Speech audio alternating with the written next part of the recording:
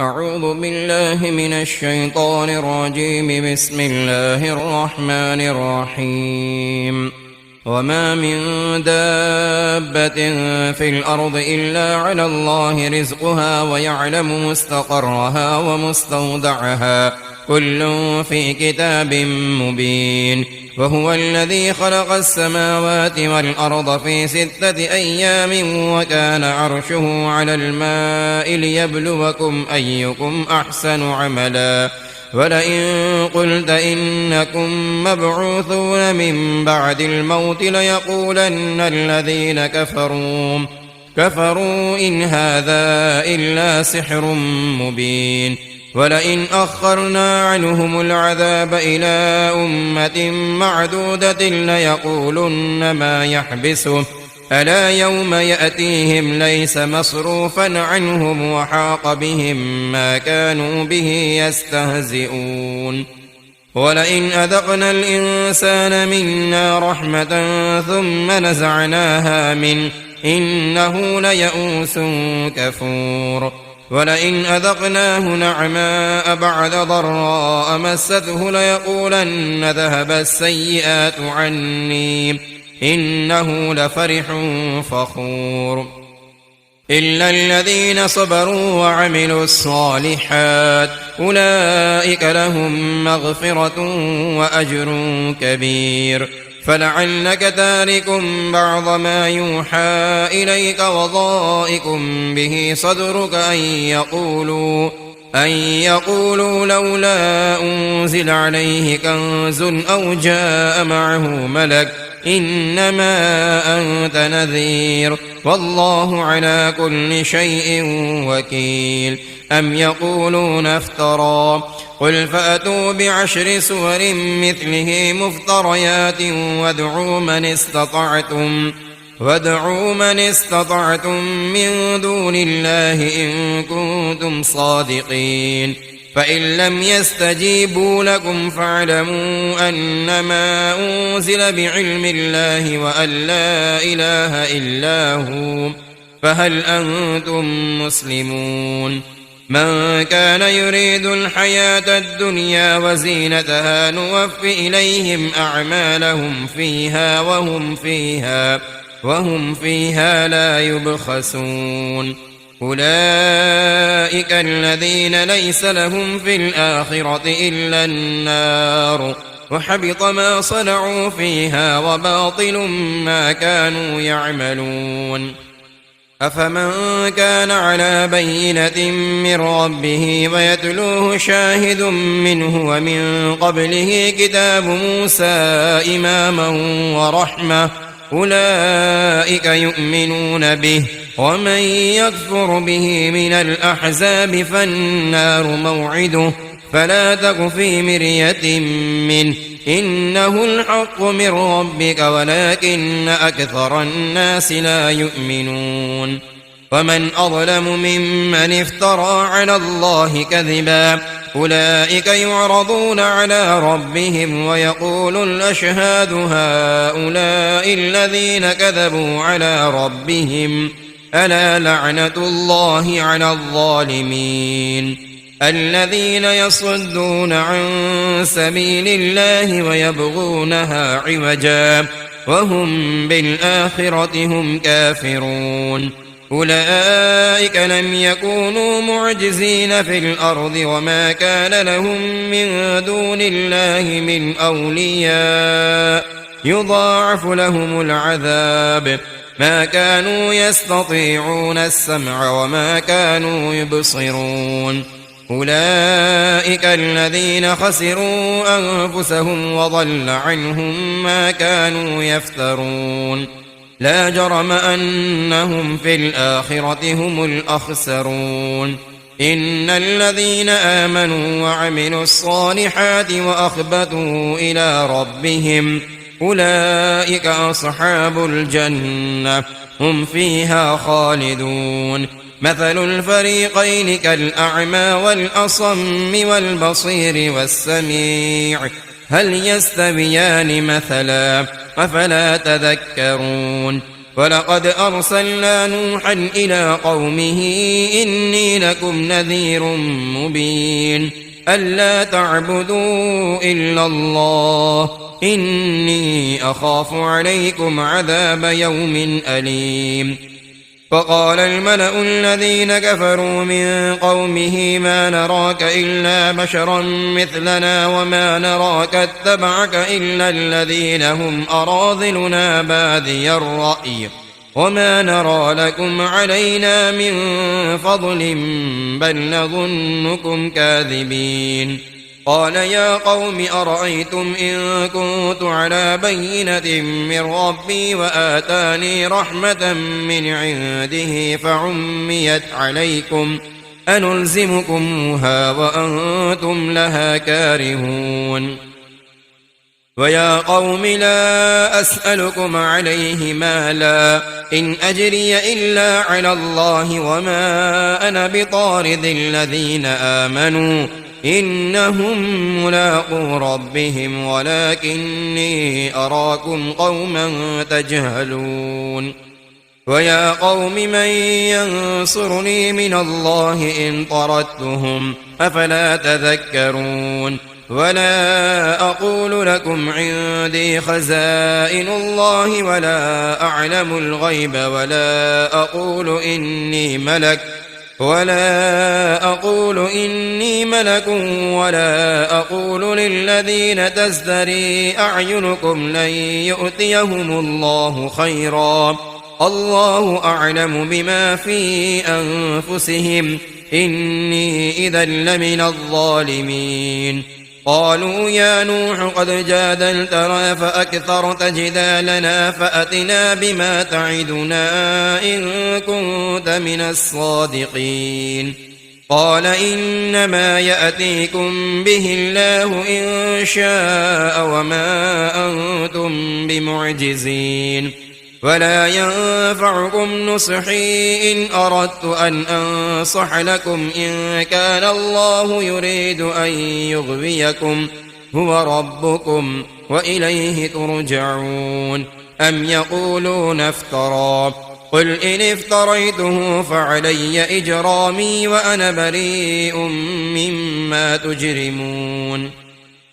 وأوحي إلى نوح أنه لن يؤمن من قومك إلا من قد آمن فلا تبتئس بما كانوا يفعلون واصنع الفلك بأعيننا ووحينا ولا تخاطبني في الذين ظلموا إنهم مغرقون ويصنع الفلك وكلما مر عليه ملأ من قومه سخروا منه قال إن تسخروا منا فإنا نسخر منكم كما تسخرون فسوف تعلمون من يأتيه عذاب يخزيه ويحل عليه عذاب مقيم حتى إذا جاء أمرنا وفارت النور قل نحمل فيها من كل زوجين اثنين وأهلك إلا من سبق عليه القول وما آمن معه إلا قليل وقال اركبوا فيها بسم الله مجريها ومرساها إن ربي لغفور رحيم وهي تجري بهم في موج كالجبال ونادى نوح ابنه وكان في معزل يا بني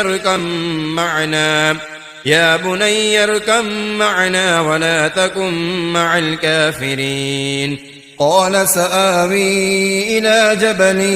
يعصمني من الماء قال لا عاصم اليوم من أمر الله إلا من رحم وحال بينهما الموج فكان من المغرقين وقيل يا أرض ابلعي ماءك ويا سماء أقلعي وغيض الماء وقضي الأمر واستوت على الجودي وقيل بعدا للقوم الظالمين ونادى نوح ربه فقال رب إن ابني من أهلي وإن وعدك الحق وأنت أحكم الحاكمين قال يا نوح إنه ليس من أهلك إنه عمل غير صالح فلا تسأل لما ليس لك به علم إني أعظك أن تكون من الجاهلين قال رب إني أعوذ بك أن أسألك ما ليس لي به علم وإلا تغفر لي وترحمني أكن من الخاسرين قيل يا نوح اهبط بسلام منا وبركات عليك وعلى ممن معك وأمم سنمتعهم ثم يمسهم منا عذاب أليم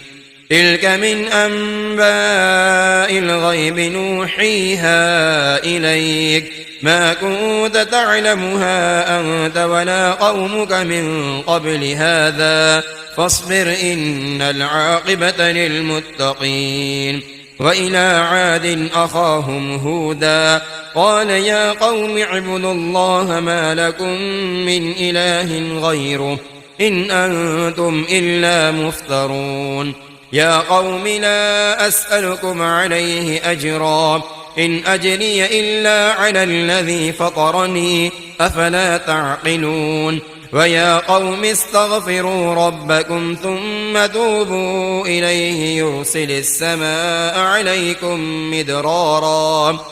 يرسل السماء عليكم مدرارا ويزدكم قوة إلى قوتكم ولا تتولوا مجرمين قالوا يا هود ما جئتنا ببينة وما نحن بتاركي آلهتنا عن قولك وما نحن لك بمؤمنين إن نقول إلا اعتراك بعض آلهتنا بسوء قال إني أشهد الله واشهدوا أني بريء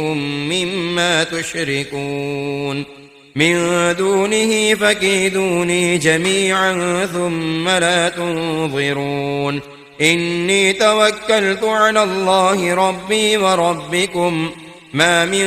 دابة إلا هو آخذ بناصيتها إن ربي على صراط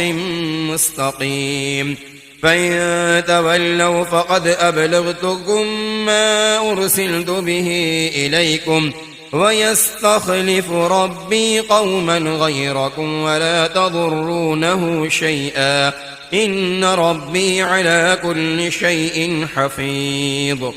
ولما جاء أمرنا نجينا هودا والذين آمنوا معه برحمة منا ونجيناهم من عذاب غليظ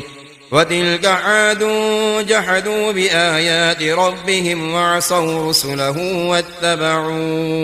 واتبعوا أمر كل جبار عنيد وأتبعوا في هذه الدنيا لعنة ويوم القيامة ألا إن عادا كفروا ربهم ألا بعدا لعاد قوم هود وإلى ثمود أخاهم صالحا قال يا قوم اعبدوا الله ما لكم من إله غيره هو أنشأكم من الأرض واستعمركم فيها فاستغفروه ثم توبوا إليه إن ربي قريب مجيب قالوا يا صالح قد كنت فينا مرجوا قبل هذا أتنهانا أن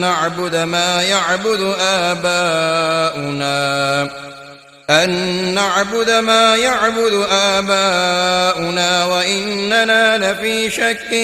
مما تدعونا إليه مريب قال يا قوم أرأيتم إن كنت على بينة من ربي وآتاني منه رحمة فمن ينصرني من الله إن عصيته فما تزيدونني غير تخسير ويا قوم هذه ناقة الله لكم آية فذروها تأكل في أرض الله ولا تمسوها بسوء فيأخذكم عذاب قريب. فعقروها فقال تمتعوا في داركم 3 أيام ذلك وعد غير مكذوب. فلما جاء أمرنا نجينا صالحا والذين آمنوا معه برحمة منا ومن خزي يومئذ إن ربك هو القوي العزيز. وأخذ الذين ظلموا الصيحة فأصبحوا في ديارهم جاثمين كأن لم يغنوا فيها ألا إن ثمود كفروا ربهم ألا بعدا لثمود. ولقد جاءت رسلنا إبراهيم بالبشرى قالوا سلاما قال سلام فما لبث أن جاء بعجل حنيذ. فلما رأى أيديهم لا تصل إليه نكرهم وأوجس منهم خيفة قالوا لا تخف إنا أرسلنا إلى قوم لوط وامرأته قائمة فضحكت فبشرناها بإسحاق ومن وراء إسحاق يعقوب. قالت يا ويلتى أألد وأنا عجوز وهذا بعلي شيخا إن هذا لشيء عجيب. قالوا أتعجبين من أمر الله رحمة الله وبركاته عليكم أهل البيت إنه حميد مجيد. فلما ذهب عن إبراهيم الروع وجاءته البشرى يجادلنا في قوم لوط إن إبراهيم لحليم أواه منيب. يا إبراهيم أعرض عن هذا إنه قد جاء أمر ربك وإنهم آتيهم عذاب غير مردود. ولما جاءت رسلنا لوطا سيء بهم وضاق بهم ذرعا وقال هذا يوم عصيب. وجاءه قومه يهرعون إليه ومن قبل كانوا يعملون السيئات قال يا قوم هؤلاء بناتي هن أطهر لكم فاتقوا الله ولا تخزون في ضيفي أليس منكم رجل رشيد. قالوا لقد علمت ما لنا في بناتك من حق وإنك لتعلم ما نريد. قال لو أن لي بكم قوة أو آوي إلى ركن شديد. قالوا يا لوط إنا رسل ربك لن يصلوا إليك فأسر بأهلك بقطع من الليل ولا يلتفت منكم أحد إلا امرأتك إنه مصيبها ما أصابهم إن موعدهم الصبح أليس الصبح بقريب. فلما جاء أمرنا جعلنا عاليها سافلها وأمطرنا عليها حجارة من سجيل منضود مسومة عند ربك وما هي من الظالمين ببعيد. وإلى مدين أخاهم شعيبا قال يا قوم اعبدوا الله ما لكم من إله غيره ولا تنقصوا المكيال والميزان إني أراكم بخير وإني أخاف عليكم عذاب يوم محيط. ويا قوم أوفوا المكيال والميزان بالقسط ولا تبخسوا الناس أشياءهم ولا تعثوا في الأرض مفسدين بقية الله خير لكم إن كنتم مؤمنين وما أنا عليكم بحفيظ قالوا يا شعيب أصلاتك تأمرك أن نترك ما يعبد آباؤنا أو أن نفعل في أموالنا ما نشاء إنك لأنت الحليم الرشيد قال يا قوم أرأيتم إن كنت على بينة من ربي ورزقني منه رزقا حسنا وما أريد أن أخالفكم إلى ما أنهاكم عنه إن أريد إلا الإصلاح ما استطعت وما توفيقي إلا بالله عليه توكلت وإليه أنيب ويا قوم لا يجرمنكم شقاقي أن يصيبكم مثل ما أصاب قوم نوح أو قوم هود أو قوم صالح وما قوم لوط منكم ببعيد واستغفروا ربكم ثم توبوا إليه إن ربي رحيم ودود قالوا يا شعيب ما نفقه كثيرا مما تقول وإنا لنراك فينا ضعيفا ولولا رهتك لرجمناك وما أنت علينا بعزيز قال يا قوم أرهطي أعز عليكم من الله واتخذتموه وراءكم ظهريا إن ربي بما تعملون محيط ويا قوم اعملوا على مكانتكم إني عامل سوف تعلمون من يأتيه عذاب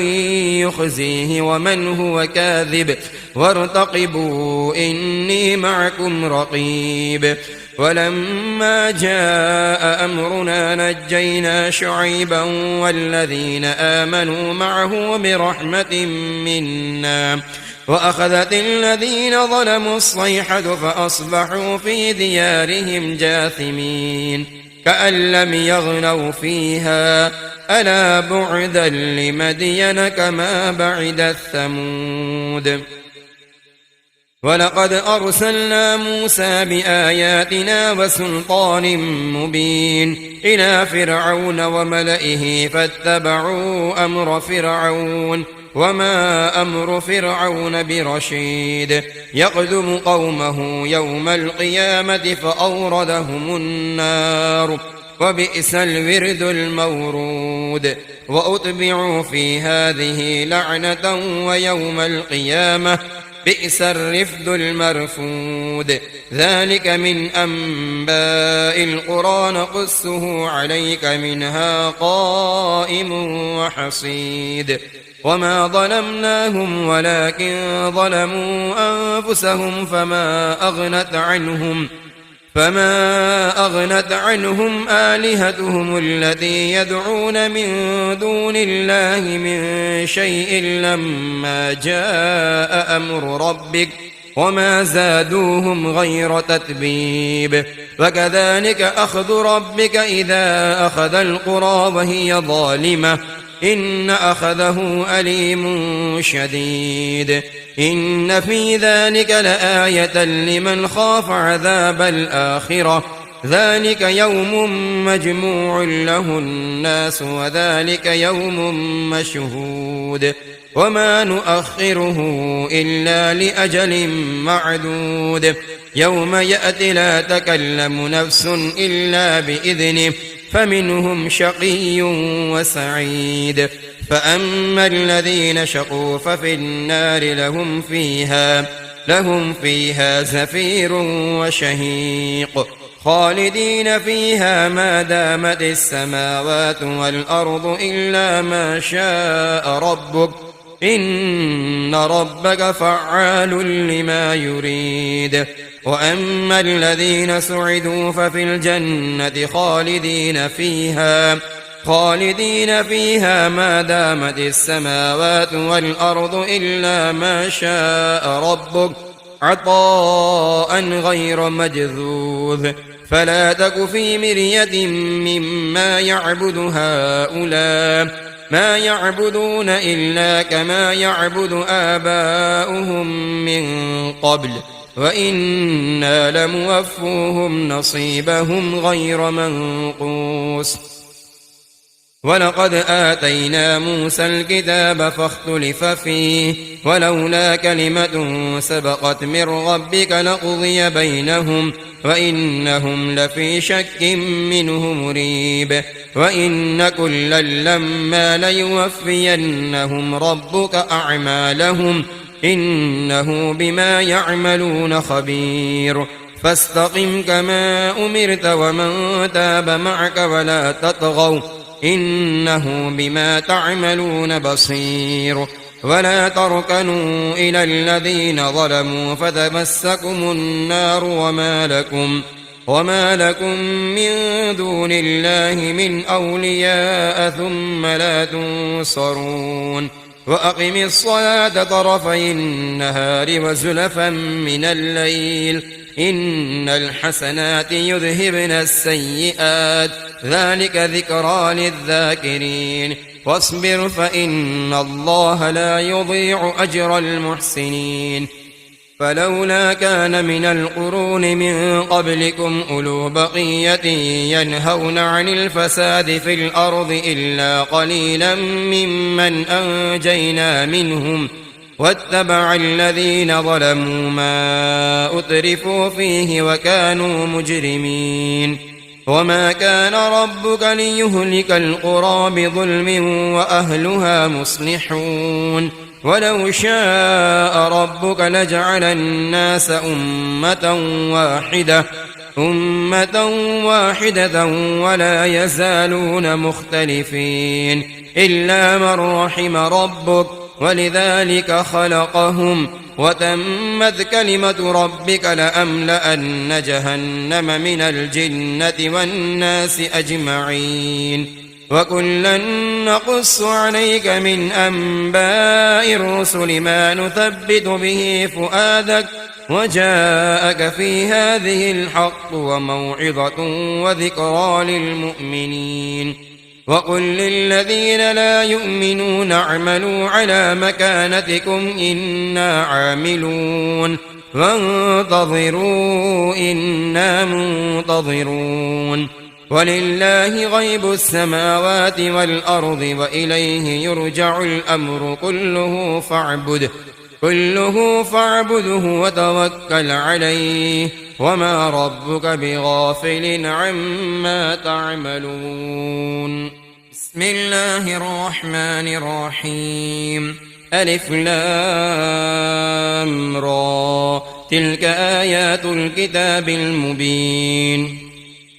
إنا أنزلناه قرآنا عربيا لعلكم تعقلون نحن نقص عليك أحسن القصص بما أوحينا إليك هذا القرآن وإن كنت من قبله لمن الغافلين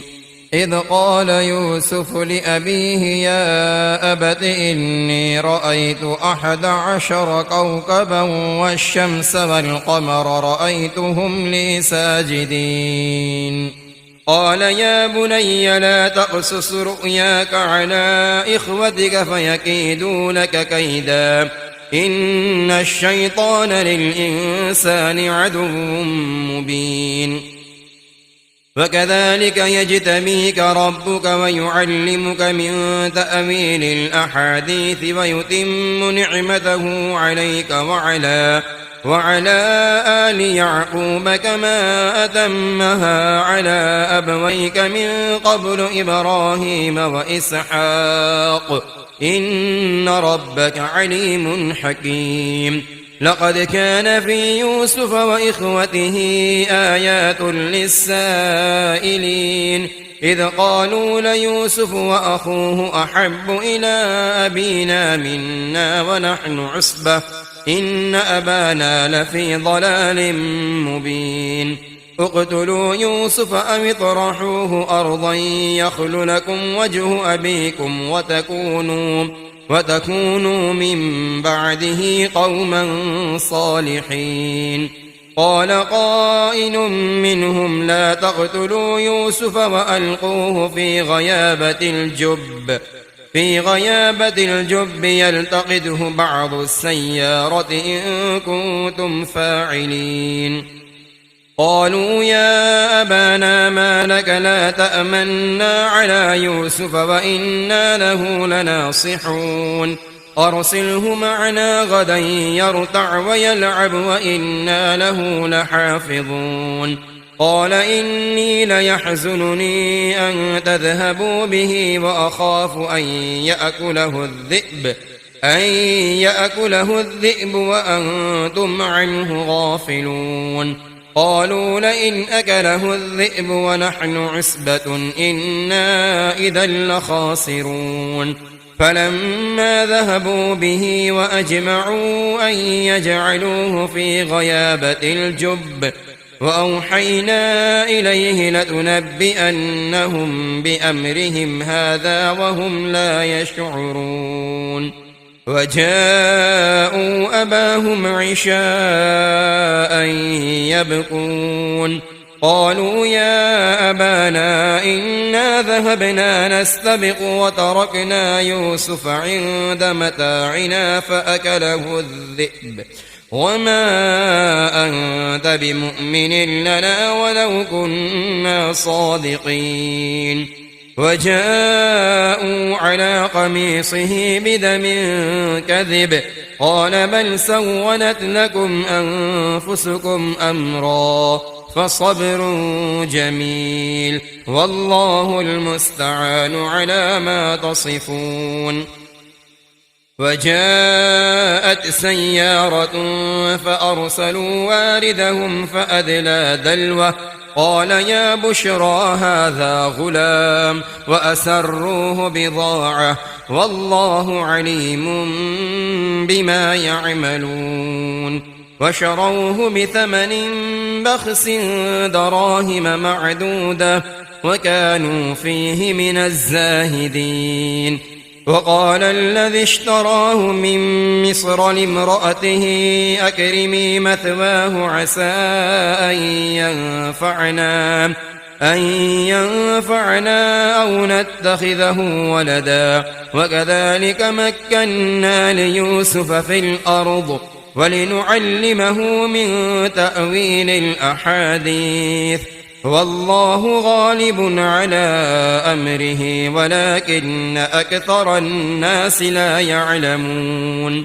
ولما بلغ أشده آتيناه حكما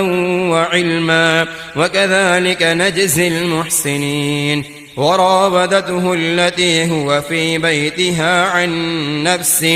عن نفسه وغلقت الأبواب وقالت هيت لك قال معاذ الله إنه ربي أحسن مثواي إنه لا يفلح الظالمون. ولقد همت به وهم بها لولا أن رأى برهان ربه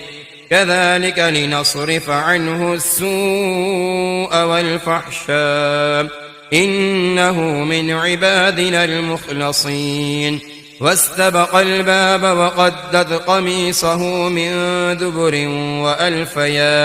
وألفيا سيدها لدى الباب. قالت ما جزاء من أراد بأهلك سوءا إلا أن يسجن أو عذاب أليم. قال هي راودتني عن نفسي وشهد شاهد من أهلها إن كان قميصه قد من قبل فصدقت وهو من الكاذبين وإن كان قميصه قد من دبر فكذبت وهو من الصادقين. فلما رأى قميصه قد من دبر قال إنه من كيدكن إن كيدكن عظيم. يوسف أعرض عن هذا واستغفري لذنبك إنك كنت من الخاطئين. وقال نسوة في المدينة امرأة العزيز تراود فتاها عن نفسه قد شغفها حبا إنا لنراها في ضلال مبين. فلما سمعت بمكرهن أرسلت إليهن وأعتدت لهن متكأ وآتت كل واحدة منهن سكينا وقالت اخرج عليهن. فلما رأينه أكبرنه وقطعن أيديهن وقلن حاش لله ما هذا بشرا إن هذا إلا ملك كريم. قالت فذلكن الذي لمتنني فيه ولقد راودته عن نفسه فاستعصم ولئن لم يفعل ما آمره ليسجنن وليكون من الصاغرين. قال رب السجن أحب إلي مما يدعونني إليه وإلا تصرف عني كيدهن أصب إليهن وأكن من الجاهلين. فاستجاب له ربه فصرف عنه كيدهن إنه هو السميع العليم. ثم بدا لهم من بعد ما رأوا الآيات ليسجننه حتى حين. ودخل معه السجن فتيان قال أحدهما إني أراني أعصر خمرا وقال الآخر إني أراني أحمل فوق رأسي خبزا تأكل الطير منه نبئنا بتأويله إنا نراك من المحسنين. قال لا يأتيكما طعام ترزقانه إلا نبأتكما بتأويله قبل أن يأتيكما ذلكما مما علمني ربي إني تركت ملة قوم لا يؤمنون